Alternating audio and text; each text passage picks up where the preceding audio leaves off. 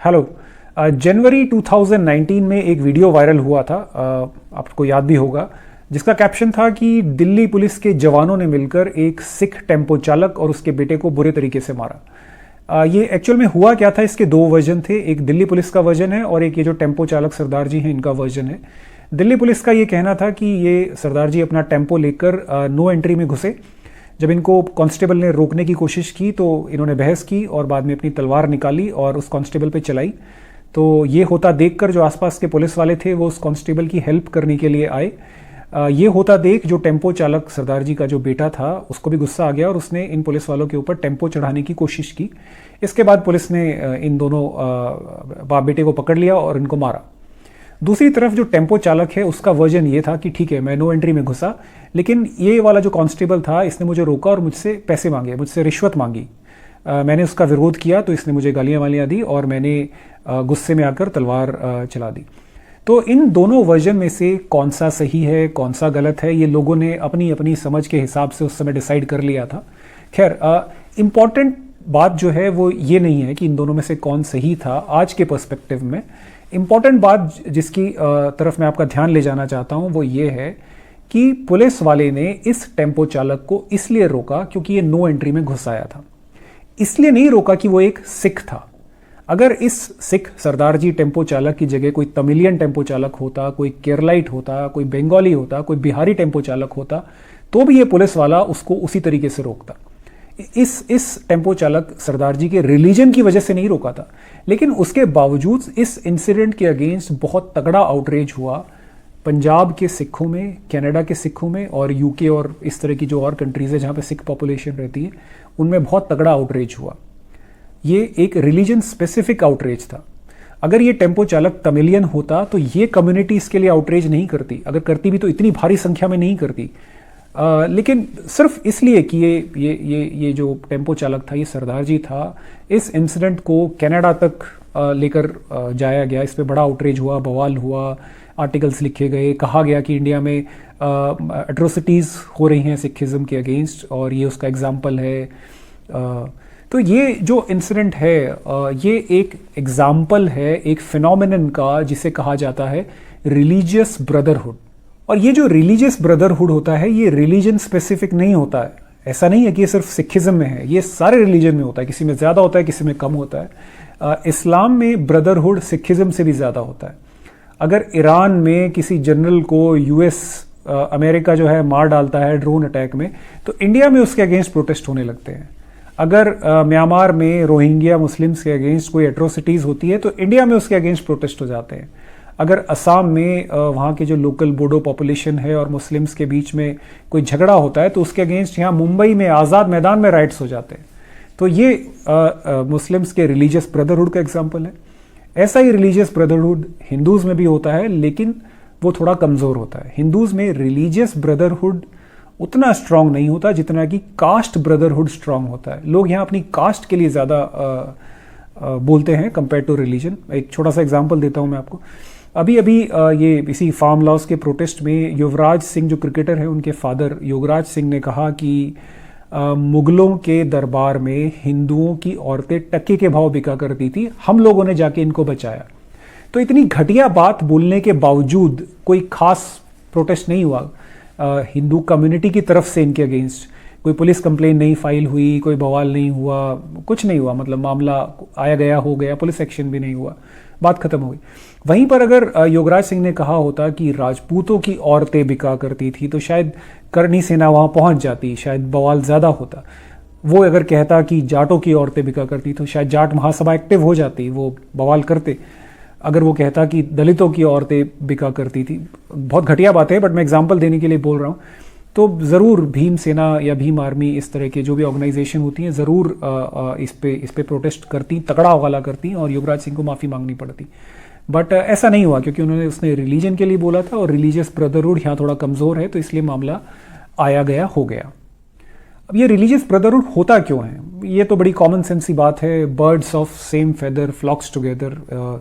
एक जैसे रिलीजन को फॉलो करने वाले लोग, लगभग उनका कल्चर भी सेम होता है, वो रहते भी साथ साथ है, तो ऑब्वियसली अटैचमेंट तो उनमें होती है। और ब्रदरहुड सिर्फ रिलीजन का नहीं होता है, ब्रदरहुड लैंग्वेज का भी होता है। जैसे बंगाली मुस्लिम्स और बंगाली हिंदूज में लैंग्वेज का ब्रदरहुड है, ब्रदरहुड कल्चर का भी होता है। अगर आप यूएस या यूके में देखें तो बड़े सारे इंडियंस और पाकिस्तानी इकट्ठे रहते हैं क्योंकि कल्चर सेम होता है उनका थोड़ा बहुत। उसी तरह जो है नेशनैलिटी का भी ब्रदरहुड होता है। तो ये जो ब्रदरहुड है इसके बड़े फ़ायदे भी होते हैं और कुछ नुकसान भी होते हैं। मैं अभी स्पेसिफिक रिलीजियस ब्रदरहुड के बारे में ही बोलने वाला हूँ आगे। तो फ़ायदा ये है कि एज अ इंडिविजुअल आपको सोशल सिक्योरिटी मिलती है, आपकी कम्युनिटी वाले आपकी हेल्प करते हैं मुसीबत में। अगर आपके पास पैसे हैं तो आप कम्युनिटी सर्विस करते हो, उस पैसे से जो आपकी कम्युनिटी के गरीब लोग होते हैं उनका फ़ायदा होता है। एक close knitted community, religious community हो तो गवर्नमेंट भी आपको सीरियसली लेती है, लोग भी आपको सीरियसली लेते हैं। अगर आप मिलकर इकट्ठे डिसाइड करके वोट करते हैं तो पॉलिटिकल पार्टीज भी आपको सीरियसली लेती हैं। तो वेलफेयर स्कीम्स में आपका खास ख्याल रखा जाता है। वहीं पर रिलीजियस ब्रदरहुड के नुकसान ये हैं कि इंडिविजुअल थिंकिंग या इंडिविजुअल सूझबूझ के ऊपर कम्युनिटी थिंकिंग भारी पड़ती है। अगर किसी कंट्रोवर्शियल टॉपिक पे आपका ओपिनियन है कि भाई मेरे हिसाब से ये सही है, लेकिन आपकी कम्युनिटी का ओवरऑल ओपिनियन इसके बिल्कुल अपोजिट है, तो आपके अंदर हिम्मत नहीं होती उनके अगेंस्ट जाकर बोलने की। आपको लगता है कि चुप रहना ही बेटर है। और अगर आप में से कभी कोई कोशिश करता भी है कि नहीं मेरे हिसाब से मेरी कम्युनिटी के लोग गलत कर रहे हैं, सही चीज़ ये है, तो उस कम्युनिटी के जो एक्सट्रीमिस्ट एलिमेंट होते हैं, अगेन सारी कम्युनिटी में एक्सट्रीमिस्ट एलिमेंट्स होते हैं, किसी में कम होते हैं किसी में ज़्यादा होते हैं, तो ये एक्सट्रीमिस्ट एलिमेंट जो हैं आपको गिल्ट में डालने की कोशिश करते हैं, आपको शर्मिंदा करने की कोशिश करते हैं। आपसे कहते हैं कि आप कम्युनिटी के अगेंस्ट जा रहे हो, आप एंटी कम्युनिटी हो, आप कौम के दुश्मन हो, आप गद्दार हो। इस तरह से आपको नेम एंड शेम किया जाता है। तो लोग भले ही ये देख रहे हो कि इस मुद्दे पर मेरी कम्युनिटी के लोग गलत बोल रहे हैं, तो भी वो उसके खिलाफ बोलने से डरते हैं, भले ही वो मेजॉरिटी में ही क्यों ना हो, साइलेंट मेजॉरिटी में क्यों ना हो, बट वो साइलेंट रहते हैं। और इसी तरह इसी फिनोमिनन की वजह से, इसी माहौल का फ़ायदा उठाते हैं ये जो कम्युनिटी के जो एक्सट्रीमिस्ट होते हैं और एक प्रॉपर नैरेटिव तैयार करते हैं।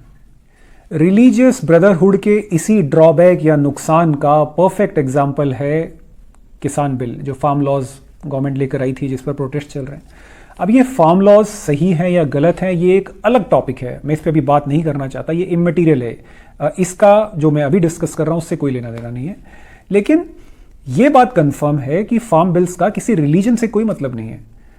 प्रूफ भी देता हूं मैं आपको। 2015-16 का एग्रीकल्चरल सेंसस है, किसानों की जनगणना, जिसमें यह पाया गया कि इंडिया में करीब 14.5 करोड़ एग्रीकल्चरल लैंड होल्डिंग्स हैं, जिसको मोटा मोटा कहा जाए तो खेती करने वाले परिवार हैं। 14.5 करोड़ टोटल हैं। इसमें से सबसे ज़्यादा कहाँ है? सबसे ज़्यादा पंजाब में नहीं है, पंजाब तो दूर दूर तक कहीं नहीं है। सबसे ज़्यादा है यूपी में, लगभग 16%। उसके बाद नंबर आता है बिहार का, वहाँ करीब 11% है। फिर नंबर आता है महाराष्ट्र का, वहाँ पे 10% है। फिर एमपी, तमिलनाडु, कर्नाटका, ये स्टेट्स आते हैं। पंजाब तो लास्ट में कहीं जाके आता है।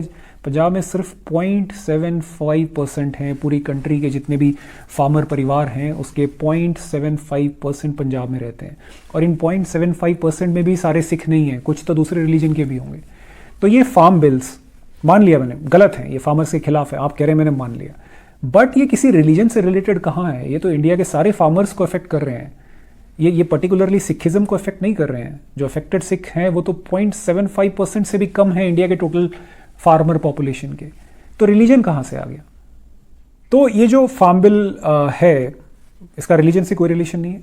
फिर कैसे हुआ ये कि अचानक से ये पूरी रिलीजियस मूवमेंट बन गई? क्यों फार्म बिल प्रोटेस्ट में निशान साहिब डिस्प्ले किया गया जाता है? क्यों फार्म बिल प्रोटेस्ट में रिलीजियस स्लोगन्स रेज किए जाते हैं?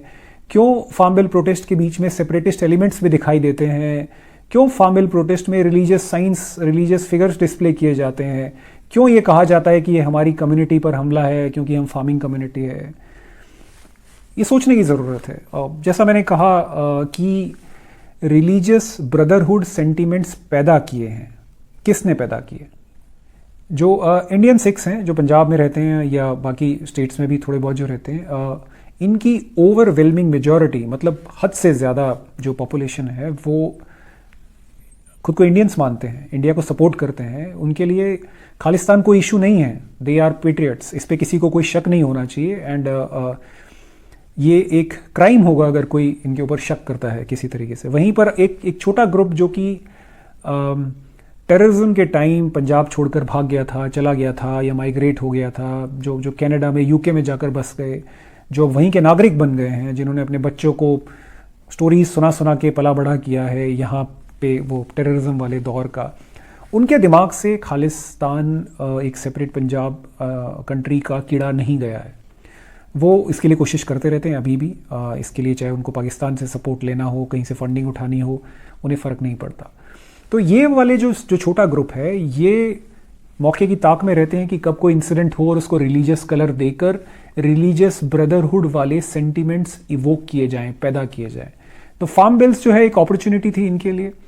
फार्म बिल प्रोटेस्ट को इन्होंने जो है रिलीजन से जोड़ दिया। प्रोपेगेंडा करना बहुत ईजी होता है। आप जो है किसी भी इशू को किसी भी तरह उसको आप कम्युनलाइज करके लोगों को ब्रेन वॉश कर सकते हो। तो चाहे तो आपने देखा होगा जिन्होंने टूल किट में जिस तरह से इन्होंने चीज़ें लिखी हैं या जिस तरह के भाषण देते हैं, जो कनाडा का एक मो धालीवाल नाम का बंदा है, उसका हाल फिलहाल का ये एक स्पीच है जिसमें उसने कहा कि भिंडरा वाले की तारीफ करते हुए कहा कि उन लोगों को पता था कि 2020 में ऐसा कुछ होने वाला है, हमारी कम्युनिटी के खिलाफ ये साजिश करने वाले हैं, इसलिए उन्होंने उस समय सेपरेट कंट्री की डिमांड की थी। कितने विजनरी थे वो। मतलब मो धालीवाल लोगों को ये कह रहा है कि फार्म बिल्स जो हैं वो हमारे रिलीजन के खिलाफ है, हमारी कम्युनिटी के खिलाफ है।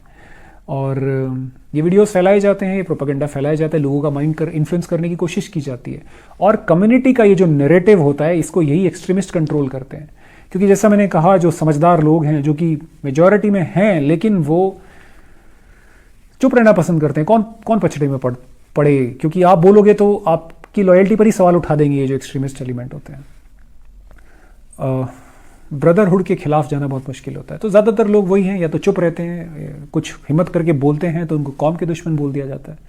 तो जब एक आदमी को कौम का दुश्मन बोला जा रहा है तो बाकी जो समझदार साइलेंट मेजॉरिटी देख रही होती है, उनकी भी बोलने की हिम्मत टूटती है। इसी रिलीजियस ब्रदरहुड की वजह से रिलेशंस भी ख़राब हो रहे हैं कम्युनिटीज़ के बीच में। लोग जो हैं अपनी कम्युनिटी की थिंकिंग के साथ ही जाते हैं ज़्यादातर, या चुप रहते हैं, तो वो थॉट प्रोसेस बन जाता है। दूसरी कम्युनिटी जब इसको क्वेश्चन करती है कि भाई रिलीजन से क्या मतलब है, क्यों ये कर रहे हो, क्यों वो कर रहे हो, तो उस कम्युनिटी को ही उल्टा सीधा बोल दिया जाता है। लंगर टॉन्ट्स मारे जाते हैं, रेशियल स्लर्स, रिलीजियस स्लर्स मारे जाते हैं। और मैं ये बात भी मानता हूँ कि दोनों साइड से होता है। जब इधर से लोग बोलते हैं तो उधर से भी लोग बोलते हैं। तो अल्टीमेटली होता यही है कि कम्युनिटीज़ के बीच में रिलेशंस ख़राब होते हैं। तो ये हमारी और आपकी दोनों की रिस्पॉन्सिबिलिटी बनती है कि किसी टॉपिक पे डिफरेंसेस अगर हों, किसी पॉलिटिकल टॉपिक पे डिफरेंसेस हों, किसी सोशल टॉपिक पे डिफरेंसेस हों, तो क्यों ना सिर्फ टॉपिक पर ही डिस्कशन हो। क्यों ना हम ये बात माने कि किसी टॉपिक पर एक से ज़्यादा ओपिनियन हो सकते हैं, एक से ज़्यादा पर्सपेक्टिव हो सकते हैं, और दोनों ही सही हो सकते हैं, दोनों ही गलत भी हो सकते हैं। ये कोई मैथ्स तो है नहीं कि यहाँ पे 2+2 4 ही होगा, कोई और आंसर नहीं हो सकता। ये एक सोशल पॉइंट है फार्म बिल्स। किसी को लग सकता है सही है, किसी को लग सकता है गलत है। आपको लगता है गलत है तो आप प्रोटेस्ट करो। मुझे अगर सही लगता है तो मैं प्रोटेस्ट नहीं करूँगा, मैं उसे सपोर्ट कर रहा हूँ। लेकिन इसको रिलीजियस कलर देने की क्या ज़रूरत है। तो जो साइलेंट मेजॉरिटी हैं सिख की, मैं उनसे अपील करना चाहता हूँ कि बोलिए, शांत मत रहिए, क्योंकि लॉन्ग टर्म में आपकी साइलेंस और हमारी साइलेंस की वजह से कम्युनिटीज़ के बीच में रिलेशंस ख़राब होते हैं। ये जो रिलीजियस ब्रदरहुड है ये अच्छी चीज़ है, लेकिन इसके बुरे प्रभाव भी होते हैं जो हमें देखने को मिल रहा है अभी। और अगर हम सब ही रिलीजियस ब्रदरहुड फॉलो करने लगें तो सब अपनी कम्युनिटी में ही घुसे रहेंगे। उसके बाद में कोई सही गलत का डिसीजन इसी बात से लेगा कि जो एक्यूज्ड है वो किस कम्युनिटी का है। हमारी कम्युनिटी का है तो हाँ भाई, मतलब ये इनोसेंट है, इसने कुछ नहीं किया होगा। दूसरी कम्युनिटी का है तो मतलब हाँ ये क्रिमिनल है, ये गड़बड़ है। तो इस सोच से बाहर निकलना पड़ेगा। इसलिए मेरी आपसे अपील है कि थोड़ा सोचिए। फार्म बिल्स आपको नहीं पसंद है, बिल्कुल प्रोटेस्ट कीजिए, आपका हक बनता है। जो आपको ठीक लगे आप बोलिए, आप बोलिए इसके खिलाफ। मैं और मेरे जैसे बहुत सारे लोग हैं जो अगर आपकी बात से सहमत नहीं है तो आपको बुरा भला नहीं कहेंगे, ठीक है, आप वो है, आप एक्सप्रेस कीजिए। बट एटलीस्ट जो लोग इसको रिलीजियस कलर देने की कोशिश कर रहे हैं उनको रेजिस्ट कीजिए। आपकी चुप्पी से उनको पार मिलती है और ज़्यादा चीज़ें ख़राब करने की। तो हो सके तो सोचिए। Thank you.